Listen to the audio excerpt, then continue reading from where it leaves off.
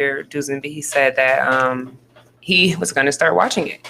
And so ever since he started watching it, he has randomly texted me certain events. Yes. Now, as you all know, what's up, Hurt? As you all know, this is the Black and White series. So everything that we talk about, we're going to tie into that whole subject matter. And with that being said, why you want to talk about power? First of all, I love that show. Yes. That show is amazing. Yes. And I was talking to my students the other day. What I love about that show is that pretty much no one on the show is a good guy. Like, nobody on the show is a good guy. Wait, nobody on the show is a good Well, I mean, guy? I guess, Raina, of course, was a good guy, right? A protagonist. But there's the name of the show being Power is interesting because what it does is... Raina, she don't even count.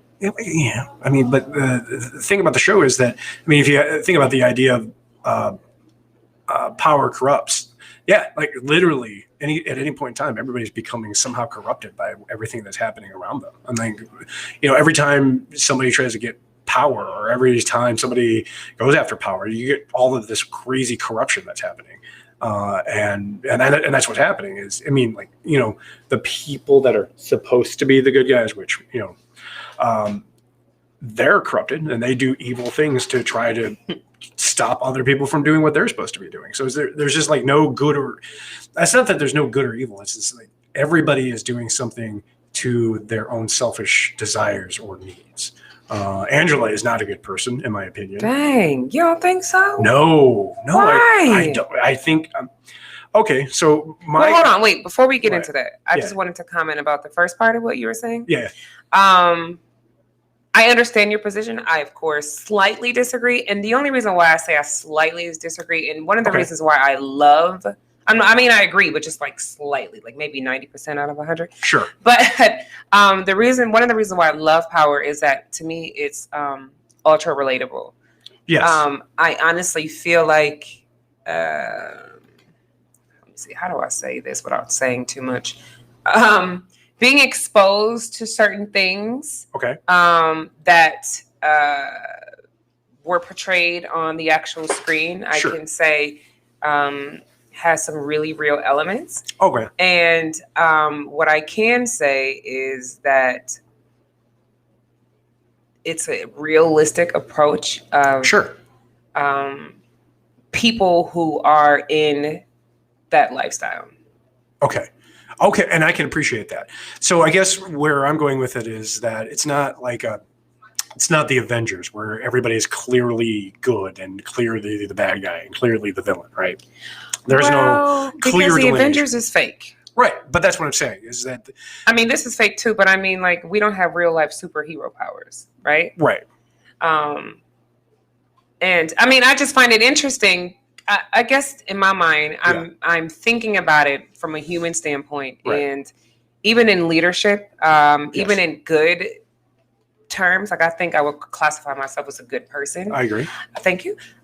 Even I fall short, and I wonder if I'll say this: being connected to the wrong person.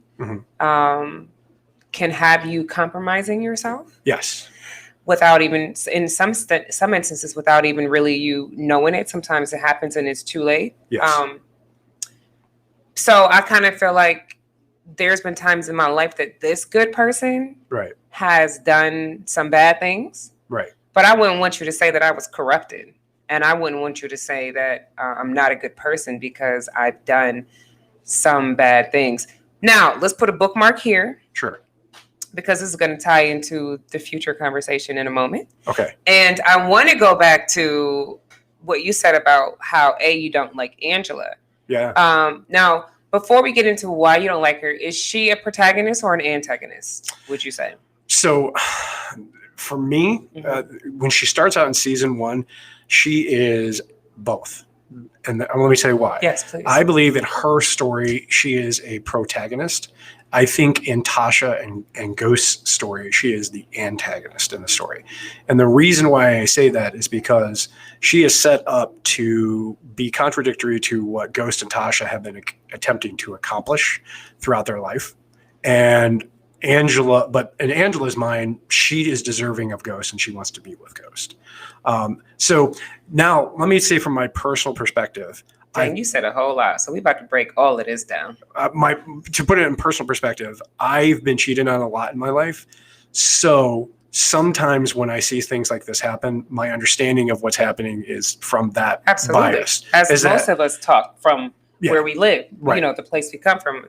That's why I just said, what I said too about my experiences and why I felt slightly opposite of you. Totally. And in my experience, so for me, especially in that first season, I definitely have a love for Tasha because I feel like she's the victim of being cheated on by both Ghost and Angela knowingly cheated on him. No, she did not initially. Okay. Who? Angela. She didn't know nothing about Tasha. Right. Yeah. No. She didn't know about Tasha till it was too late. She was already back in love. So I guess that's the question: is if you right? Are we forgetting that Ghost, when she found out about Tasha, Ghost never told her, "I'm not leaving Tasha." He always told her, "I'm leaving Tasha," and then he started to low key move in, and then that's when he started having her around his kids. Right. I mean, so why do you not like her, Angela? Yeah. Because in my mind, what she should have said at that point in time to Ghost is, okay, and giving him the ultimatum. Okay, you're saying you're leaving her, but time to leave her. And until that happens. But wasn't he doing that? In my mind, no. In my mind, he was just kind of stringing them both along. Okay. Now, saying that, if you know that, then you know that she has no idea what he's doing. I think she knows what he's doing, but I think what she needs to say to Ghost is, this is the ultimatum. Leave your wife and be with me. She said that. And then that's how it works. Like, and I will give to you that we have an outsider's look. So we have the God's eye view on this, right? So what we're looking at it as a viewer, as opposed to what they're seeing as a character. Right. So there are things that I know as a viewer that she doesn't know. So that may be part of it as well. Or do we have somebody saying something? Yeah, sorry. So we got a lot of people saying something. Okay. Wow. All right. Here we go. So, your boy Vincent said that the characters and situations are relatable. Yes. They are real life situations. Absolutely. Yeah. Kibwe says your environment can often dictate what is right. He spelled it my last name. Okay. Nice. And wrong. Yep. Evil communications corrupt good manners. Interesting. And it is interesting. Yeah, I don't know what else they're talking about though. Okay. All right. That's fair. They're talking to each other. So anyways, I actually, I felt bad for Angela. Okay. The whole way. I felt like, see, the thing is so difficult because I'm like a huge fan of love. Yeah. And Ghost, definitely loved her. Do you think Ghost loved her before I get into that? So if I had watched after season 1, I would say yes. No, even just period. When he gets seeing who he is as a person throughout the entire 6 seasons, by the end of it, I would say no, because to me, Ghost by the end of season 6 is willing to use anybody around him to get to his ultimate goals. I mean, he ended up wanting Tariq to go to confess just so that he can move forward. But Tariq was a complete BITC. You know the rest. Oh, wow. That like everybody hated Tariq most of the season. I didn't start liking Tariq till the spinoff. I love Tariq in the spinoff. I love Tariq in the spinoff. I think. But the entire scene, the entire season 6. No, the entire season. I feel like he was a complete chump. Really? What? Really? Yeah. Absolutely. Absolutely. He lost his twin though. Okay, but leading up, but prior to, but still, like Tariq. There was no reason for Tariq to even want to get into that lifestyle, to even have him losing his twin. I mean, this is him chasing the drug game for what? And you really, you know what I mean? Like, he's brilliant, yes, but yes. Now, tough wise, initially, we really didn't think he had it in him. He's kind of soft. I mean, You don't think that Tariq in some ways is a product of both Tasha and Ghost? Most of us are products of our parents, Right. And what we're raised around. So what my thinking is that part of the reason why Tariq acts the way that he does is maybe when I look at it, I don't see Ghost very much in Tariq's life. And the only time I see Ghost being in Tariq's life is when he has to kind of bring down the hammer on Tariq. And Tariq just rejects all of that, right? Because he doesn't trust him. And unfortunately, Tariq has also had other people in his life, like Kanan, who negatively impacted him by coming in at certain times and doing that to him. Kanan, Ray, Andre. But Tariq set out for that lifestyle, though. Like, Tariq was looking for a Kanan. You think so? That's Why something. else would Tariq get into the drug game? It wasn't because he was poor. See, here's the thing. Right. Most people who get into the drug game Yes. are doing it for means to an end. Right. It's quick money. They got to help mom. They got to feed their family. They're alone. Right. Maybe they had a record for X, Y, and Z. They can't get a real job. You won't find a lot of people in the drug game doing it because it looks glamorous or because, I just want to, like Tariq came from money. Right. He didn't have to struggle. He went to the finest of schools. He lived in the best apartments. Right. And it's like, why do you want to be a drug dealer again? I don't know the answer. And this is what Ghost's problem with him was. It's like, son, I didn't pay the ultimate price, so you don't got to go down this street. What are you thinking? Right. What are you doing? So that just shows me that he is selfish, entitled, little snotty nose, little teenage know-it-all kid. Really? Hell yeah. See, I guess I see it from a very different perspective then, because for me, it's like, I get what you're saying. Right? Oh, time out. Sorry. We should have put the non-disclosure. If you haven't finished the season, don't listen to this show. Sorry. Because we are ruining all endings. Yes. Yeah. That's just, yeah. Yeah. And there's spoiler alert. Yeah. Spoiler alert. Sorry. Who did we spoil it for? Oh, for David Simpson. Oh, I'm sorry, David. Sorry, David. My bad. So, real quick, Kidboy says that some folks chase the streets or the street persona for status and ego-driven incentives. Hello, ego, keyword. And because folks are clout chasing, it makes a bad situation even worse. And I feel like that's what Tariq was doing. Okay.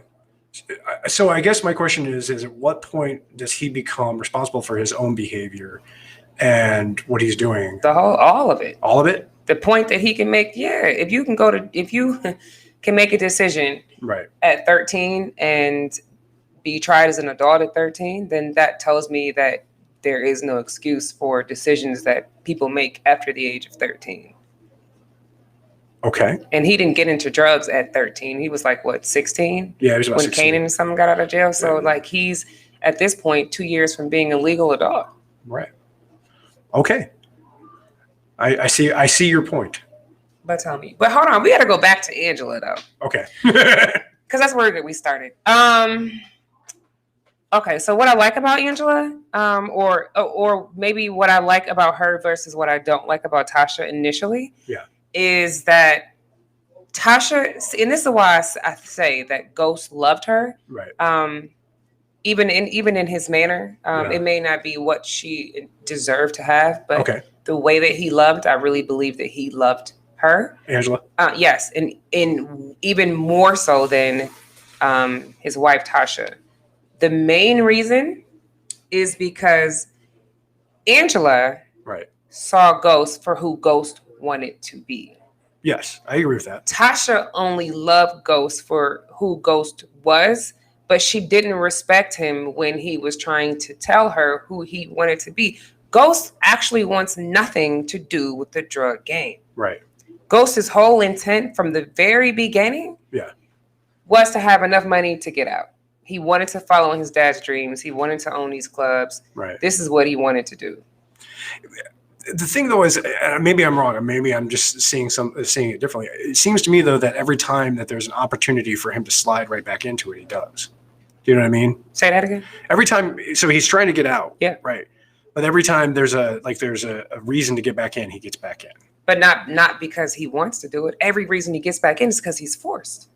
Interesting. He's 100% forced. He's forced by all the mafia bosses. By Jason and those He's guys. forced. Yeah. Okay. He's forced by Tommy. A couple of times. Yes. He can't get out. And then when he was trying to make a strategic move to Miami to open up those clubs, right. Boom, got right back in. Right. Not because he chose. He wants to leave. And towards the end, when he was 90% legit, you know. What ties him though? I mean, you know, other than Tariq and Reina and the rest of his family, yes. What ties him back to not just walking away from the process? What do you think? From the drug game? Yeah. Oh, you can't just walk out like that. See, that's reality. No, I understand that. But what? I guess, you know, is a thing of principles, or do you stay in to stay in, or you're forced back in to take care of those that you love? Is that what he's doing? No, he's forced back in, or else he'll die. Okay. Literally. Right. Yeah, he'll get shot, killed. Literally. A couple of times, Jason does threaten him. If you don't bring, you got to think about it. Right. Even the one, the very first Jefe. Yeah. The first boss that we were introduced to. Yeah. They understand how much money Ghost and Tommy's organization brings in. Right. It wasn't until the end of this season where we actually trusted Tommy to make solid, smart decisions. Right. Initially, his character, as we saw, was written. He's kind of a follower, he's gritty, you know what I mean? And he's not afraid to use his gun, but they definitely relied on Ghost to make the stronger decisions. Right. So all these people who see what's inside of Ghosts, who see what Ghost brings to the table, and who understands what they would lose if he walks out. Right. Oh, honey, you're not going nowhere. It's blood. You're staying in. Right. So Ghost has to be strategic. So we saw a lot of Ghost's strategy, thinking of ways, how can I kill these bosses? Right. With the intent of leaving. He never did anything, in my opinion, right. That wasn't with his intention of leaving the drug game. And then by season 6, it's actually what he's doing just before he dies, right? Is that he's actually out of the drug game. He's about to become lieutenant governor of the state. He's in a different drug game. Well, political. Oh yeah, politics are way worse than they're the biggest drug dealers around. Yeah. Mm-hmm. So that's an interesting take on it, because that's not the way I saw it. Not that I can't see it that way. That's just not the way I saw it. For me, it was always like, I always thought that, and I could be wrong about this, is Ghost attempting to do this just because it's, you know, he's using everybody in and around him. Oh, we got another question? No, keep talking. No, that was actually the end of my thought. So you think, you get the impression that Ghost, dang, already? What? Wow. You get the impression that Ghost, hit me up when it's 3:05. You get the impression that Ghost is staying in the drug game because. So I think Ghost wants to get out of the drug game, but I find it too easy a lot of times for him to, when it's the opportunity comes back, for him to just go right back into the game. That's too easy. How? So, and mind you, he never ever was out. No, for the record, never. Yeah, true. Never. Right. Not until the last season when and even then he still had his hands dirty because. Yeah. That was up until, you know, him and, you know, he got homeboy, you know, whatever. So Tommy could do his thing. But, right. So for 6 years, this dude is never out of the game. Right. Never. Right. So knowing that, tell me again. Okay. So tell me again where you think the easy part is. Like, so in my opinion, so like when you look at, like, there's a moment in season 5 where he's getting out of the game. And then the whole thing with Tommy's dad ends up happening. And rather than him talking directly to Tommy about it, he kind of twists everything with Vincent, and then Tommy ends up, you know, killing his own dad. And it was like, at that point in time, it was like to save himself, right? Because Tommy's dad was going to snitch on Ghost. Right. And so to me, that was like, at that point, at that point, it was like, you know, Tommy's dad is not a good person. We know that. Right. but it was very easy for him to save himself at that point in time and not take the consequences of his own actions, right? Am I right or wrong about that? Yeah, I think you're right in that. However, one thing that stood out to me about that moment, is that Tommy's dad, like you said, is not to be trusted. No. And that was a moment where you wanted to trust. You wanted to believe that he wanted a. Shoot. Sorry, guys. That's all good. You wanted to believe that he wanted a real relationship with his son. Yes. And, that was Ghost's position. Like, man, this dude don't really want no relationship with you. Like, this dude is a joke. Right. He's a rat. Right.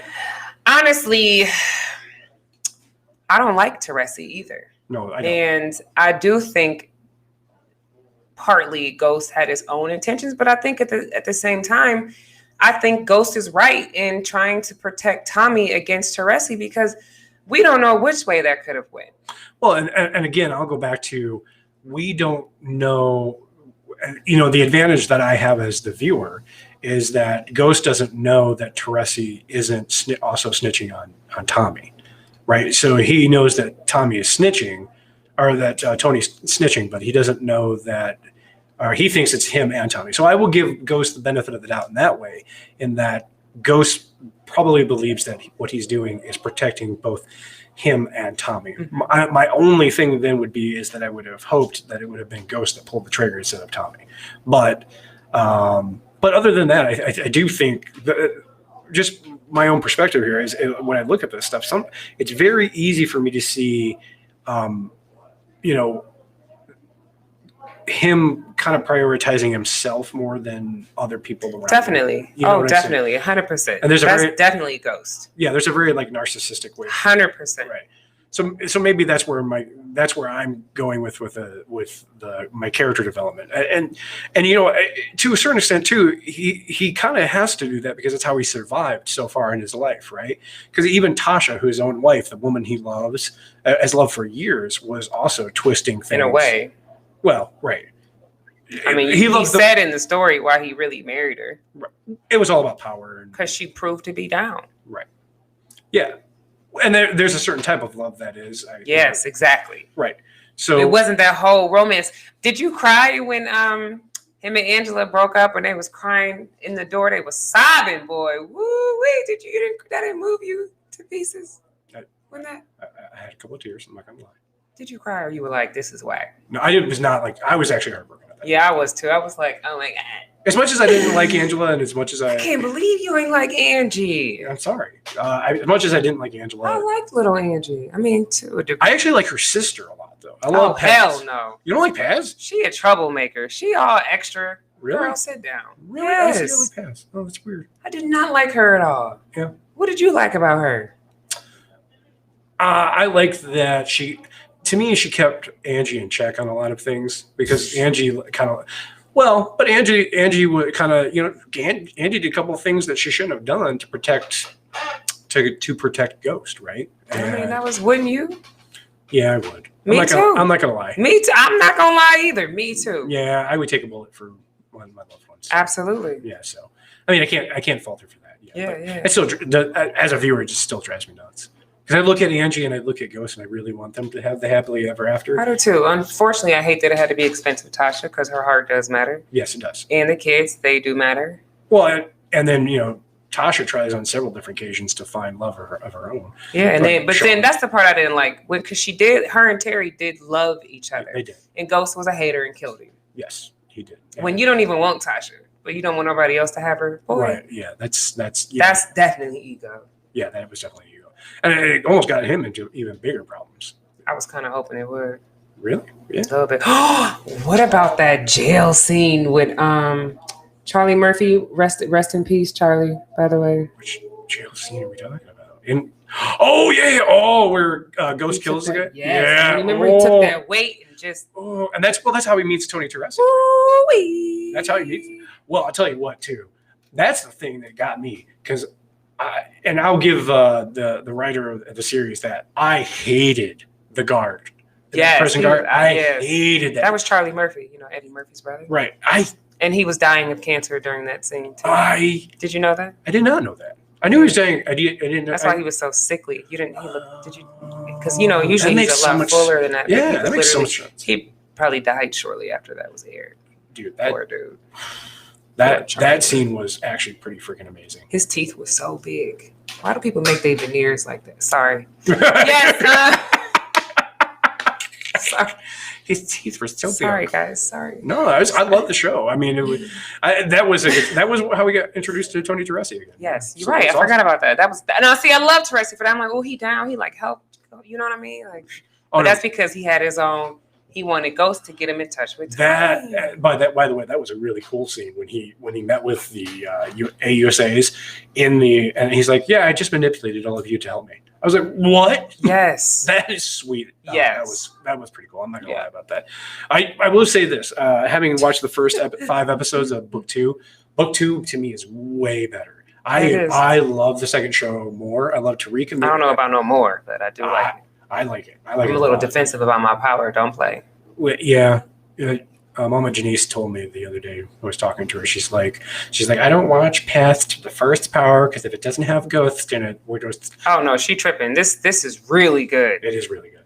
And Mary J. Blige is Monet. It's fantastic. Oh, right, yeah, so good. And her son. I love Mary as. And he's a great actor. Oh my god, I love all the stuff he's been in. I love too. Oh, it's so good. That show that first episode when they introduced you to the characters, I thought that was one of the best things I've ever seen. I met him, by the way. He's awesome. Is he? I've heard good things. He's awesome. I met him 5 times. He's super great. I remember my first experience, but we'll save that for the next time because before we go, I got to do my favorite part of the show. Yay! And I guess I was worried that we wouldn't have that much to talk about, but dang, we're not even done because I didn't even get into my scene with Holly when he choked her to death. Oh my God! Pause. We talked power this entire show. We talked power this, and we'll have to bring this back. I like it. Because what I find interesting is that about power is that I'm from your perspective. Just seeing what you think about it. Mm-hmm. Because even though you didn't grow up rich, you didn't grow up necessarily in the hood either. No. Right. So you are watching it with from your perspective. And I find it interesting because I'm always curious to see how much of it you think is like a movie and then how much of it you think is real life. And then also just from a lack of not knowing, I just want to see like a fresh perspective on certain things. So we'll put a bookmark there. Hot seat time. Ooh. Now my behind's already burning. His behind, he already gave me permission to put him on blast, everybody. So now, like I said, he always randomly texts me certain things, which I love, by the way. Don't ever stop. Okay. And lately he was into like maybe trying to be part of like an art. It was like an art idea that you had. An art installation. And he wanted to be part of a performance art installation. He asked me, what did I think about him? Okay, y'all ready? He asked me what I think about, Marcus Graham is back on asking, did we ever get a chance to listen to his podcast? Remember when he talked about, I forgot, but you got to remind me. I don't know if he listened to it or not, but I did not. Oh, yes, I did. Because you posted it. You posted it on the page, but hold on, Marcus, you ruining me right now. Okay. Back to you. Sorry. Hot seat question. Right. So Dusenberry asked me if I thought it was okay for his performance art if he. I like that you're laughing about this. Because that's what I did when you texted to me. So I was like, nope, never. Nunca. I was going to write like a whole series of ways to say no, but then I just stopped. Okay, that's fine. Anyways, because I just was laughing. Like, hell no. Right. But I'm glad you asked. Sure. Because I would hate for you to think that's a brilliant idea and then go for it without asking somebody of color. Anyways, he asked me, could he put on a KKK outfit and write Black Lives Matter all over it? That's not what I meant. So what I was doing was redesigning the Klan outfit. I don't give a damn. Okay. What you was doing. Klan outfit and a white guy and because you writing, no, hell no. So my response was hell no, never. Right. don't do it, you know. Right. And so then you responded back with and I was like, what the hell is that? And you're like, oh, well, this is me seeing the error in my judgment. So please be transparent with our audience and tell me, because I want to see what, after I was like, no, what did you think about that made you go, oh shit, maybe she's right? Well, so to explain my original thought was to explain. Yeah, that's hella triggering. Sorry, go ahead. What? People are doing like the shake my head face, and then they're also saying that's hella triggering. So, which is why I was like, no, right. We don't care. We don't want to. Wait, let me go ahead and let you say what you're going to do first before I just tear it apart. All right. So the reason why it was bad judgment is that I understand. No, wait. So are you going to say what it was? Oh my God, you're killing me. Well, sorry, because I keep cutting you off and then you keep jumping into something. But I do want you to go tell them your original explanation of what it was going to be. Right. So the reason why I was going to do it wanted to do it was because I think that it has a lot of symbolism to it, right? Obviously, the Klan outfits have symbolism to it. And so what I wanted to do was... So does a Confederate flag. Yes, it does. Right. Yeah, absolutely. And so what I wanted to do was to challenge that symbolism by presenting it with the opposite, right? Or not the opposite, but like a different ideology, right? So Black Lives Matter is really important, right? Mm-hmm. So if a Klan outfit is about white supremacy, right, and that you want to take away the power of white supremacy, why don't you do it with something that isn't about white supremacy? Correct. But you're using the same thing that is about white supremacy.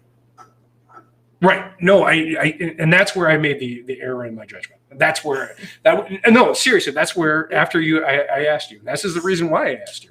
Is that was the error in judgment, is that what you're still doing is you're still using the same symbolism, right? Yes. And so that's where the issue comes in. The issue comes in is that even though in spite of what it was meant to do, that's not how the message is received. Yeah, Kidway just said it. He said, don't misrepresent your good intentions. And that's what would have happened. Right. Because no matter, I don't care if you would have took it and dyed it black, or I don't care if you would have put faces of famous Black people on it, it's hella triggering. Right. And it's still hella offensive. You know what I'm saying? It absolutely is. And that was why, and in part, that's why when I'm having these thoughts about things that I want to do, is I talk to friends of mine, like yourself and some other folks, and say, hey, is this a good idea? Because for me, my thought process is me stuck in my own head sometimes. And so I have to say, as we all are. Right. And so I have to say to people, hey, is this a good idea? Let's talk about it. And then you say something to me, and the Herm was like, there it is, Herm. Yeah. And I use that often when I'm thinking about something. Like, what am I thinking about? Where was the error in my own judgment? Right. So because I never asked you that. Right. Yeah, which is funny, but I wanted to know, like, because I never told you why. Remember, I just left it at a no. Right, and so I sat there. I said, okay, where was the error in my judgment? And so I started thinking about it, and I said, okay, so part of it is that symbolism still exists, right? And so you can't allow that symbol to exist. Go a completely different direction, you know, and you don't even have to. You can even denounce what's going on. Just let it go. Let it be away.